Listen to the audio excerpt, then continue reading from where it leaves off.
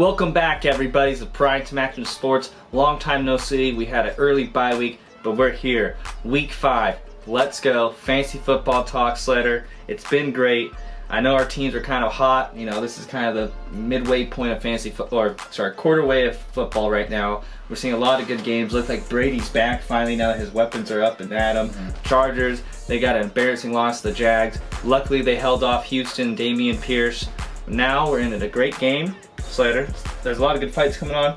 This basketball season around the corner. Padres clinched. Anything you want to talk about before we get into our fantasy starts and sits?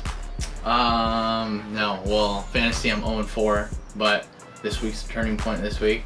Battle for 12th place. Battle for 12th place, me and Vlad. And Vlad, as soon as the show starts, I'm just going to say, let's move the last place challenge up to this weekend. Me and you, whoever loses, will take last place challenge like a man. And we can do whatever else you want to. But yeah, I mean, there's a lot of good fights coming up. I've talked about it a couple times, but yeah, just excited. And fantasy football is full gear, and NFL season's starting to heat up too. Right. No, like I said, Padres clinched. NBA's right around the corner. We got to see preseason. Westbrook's still on the team as of right now. He was cradling the baby. You know, preseason game week 1. We'll see how everything goes with the Lakers because we know how last year there was so much hype and didn't make the playoffs. So this team, let's hope they can figure it out and not be huge disappointments. But let's get into it. Fantasy starts. Slater, let's let you go first. Who's your start? One of your starts of the week. Well, for all my Zach Ertz owners out there, you're gonna like this because my start of the week, one of them is gonna be Zach Ertz. Ah, tight end. Yeah, tight end against. He's put up only double-digit numbers this entire year for the past 4 weeks.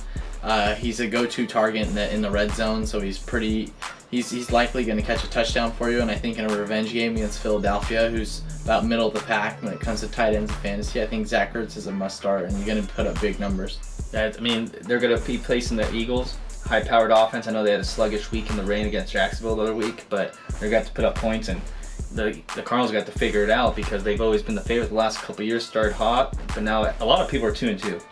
So let's see how that goes. I'm going to reflect off that for one of my sits of the week. It's Mo Alley Cox out of Indianapolis. He had a great game last week, 2 touchdowns, 85 yards, but correct me if I'm wrong, on the other end of tight ends, Jelani Woods, he also scored 2 touchdowns for the Colts a week prior. It's too risky. I know tight ends is a really depleted position in every year of fantasy football, but I would just stay away from either of these guys. We don't know what's going to go on Thursday Night Football. Denver's a great defense. They might lock them down. Hopefully we'll get this out right before Thursday. But if we don't get it out and you already played Mo Alley Cox, I'm sorry, but you should have benched him. What about a wide receiver, quarterback, running back, or defense? Well, yeah, and then another one of my starts is going to be the guy that I bet against week 1, Mr. Joe Burrow. No. I'm going to take Mr. Joseph Burrow to be my start of the week. He's playing the Baltimore Ravens, who have just been a must-start for any quarterback facing that defense. I mean, we saw what Tua did to them. I played Burrow this week too. So I think Joe Burrow's Joe Burrow has passed. He didn't start off good the first 2 games, and these past 2 games, you know, he's kind of been lighting it up, and he's putting up big numbers on a way to a big fantasy year. So I'm gonna say my other start is gonna be Joe Burrow. Yeah, you know, Ravens fantasy-wise have left the most passing yards so far. They're 32nd in the league. This could be a big shootout. I know the Ravens are coming back a really sloppy game too against the Bills. Big redemption game. One of my sits, Slater, you're going to hate this one. Matthew Stafford. We saw what the 49ers were able to do against the entire Rams offense on Monday Night Football. Jimmy Garoppolo 7-0 regular season-wise against the 49ers. They just looked like the better team. I know it wasn't in LA, but the whole Rams offense, it looks terrible right now, besides Cooper Kupp, of course. The running game's non-existent.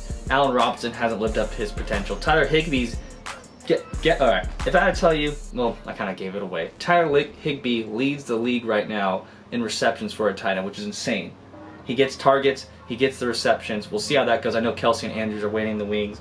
Fun fact though, in week 5, Dallas, they're playing Dallas defense. I know Cooper Rush is the quarterback, but that defense is still there. It's very intact. They're going to give, and luckily it's in LA, but they're going to give Matt Stafford a hard time. I think this will be probably a win in the Rams. They should win this, but Matthew Stafford might struggle. We got to see him do something other than look at Cooper Kupp. All right, you got some more shit, Slater. Let's hear him at the running back position.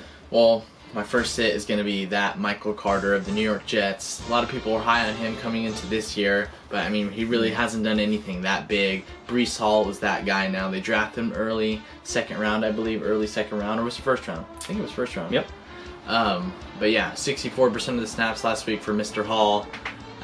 So, you know, Michael Carter bench. And then my second bench is going to be a guy that's been balling out, big numbers last week. A lot of people picked him off the waiver wire, I think, this week. Jared Goff. And I say that because he's facing the defensive mastermind, Bill Belichick. Yep. He's going to fluster him like he did back in the Super Bowl. It's Bill Belichick. He gives every quarterback problems, you know. So I'm going to say bench Jared Goff all the way. And you saw what he did with Aaron Rodgers in that first half. It was in Lambeau. Yep. They lost off a field goal. I mean, you can never, you know, not check in on the greatness of Bill Belichick's defensive scheme. Right. One of my starts at the running back position, the one, the only, Josh Jacobs, career high, 144 rushing yards, 31 receiving yards, and that's huge because going into the season we didn't know if he was going to be the main back or it was going to be a committee. So laugh.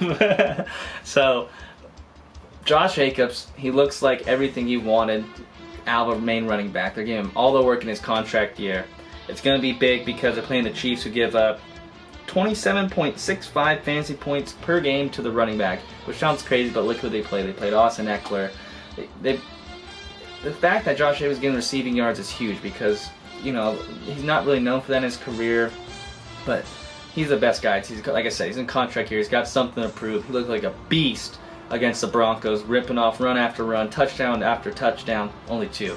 But you know what I mean. So I'm going with him, Josh Jacobs. Plug him in as a high-end running back 2, maybe a running back 1. We'll see how it goes. And then finally, rookie on the rise. I called the Dameon Pierce breakout a couple of weeks ago. Rookie of the year, maybe? I don't know, but I know this one's going to be a good one. Chris Olave from New Orleans. Michael Thomas is out. Jameis Winston probably out. They get Alvin Kamara back, which is huge. But Chris Olave, he's getting all these air yards right now. He's looking everything that you want out of a wide receiver right now. Andy Dalton's starting from what we know. And he's going to get the ball. Seattle can't really cover anyone right now. Their defense is bottom of the league. This is going to be another high-scoring affair. I've got Seattle winning, but don't sleep on Chris Olave. If you can get him now in any of your leagues, get him because a breakout's coming, and no one's going to want to trade him after this big breakout game. But that's it for me, Slater. I know we kind of talked about headaches of a player. If you can give me one player that's giving me the biggest headache this far, who is it? Probably me, honestly. I've had... You know, my team is pretty terrible, to be honest. So this is the week that I got to turn it around. You know, I still have confidence that I can. Yep. But, you know, I need to make something happen this week. And it's the perfect matchup for me. Vlad, he's usually always, like, pretty almost dead last every year. So, yeah, this is the week where we got to turn it around right here. All right. Well, I like that. And I think my biggest headache is Najee Harris, my first-round pick in both my leagues. He's not getting receiving work like he did with Big Ben. Quarterback change coming. It's a tough schedule ahead with the Bills, Eagles, Bucks. I know the Bills are this weekend. I might bench him for Jeff Wilson. I haven't debated yet, but I'm going to roll with my stud one more time, just hoping that, because Pickett got he took a couple of touchdowns too, rushed in on the read option, stole 2 away from Harris. It could have been a whole different game script, and none of us would have been tripping at all. But Najee Harris, please, please, please, please, show me why I drafted you this weekend against Buffalo. But other than that, Slayer, it's fantastic. We got a lot going on. I wish you the best of luck. Shane, I'm coming for you. You're hurt. You're coming in limp into, what was this, week 5? Your running backs are all out. I'm hoping David Montgomery sits one more week just so you to start Kenneth Gainwell. But other than that, you gave him Hunt. Now you're kind of helping him because he would have to start Kenneth Gainwell and Pacheco. But other than that, we're back. We're here. Best of luck. Until next week. We out.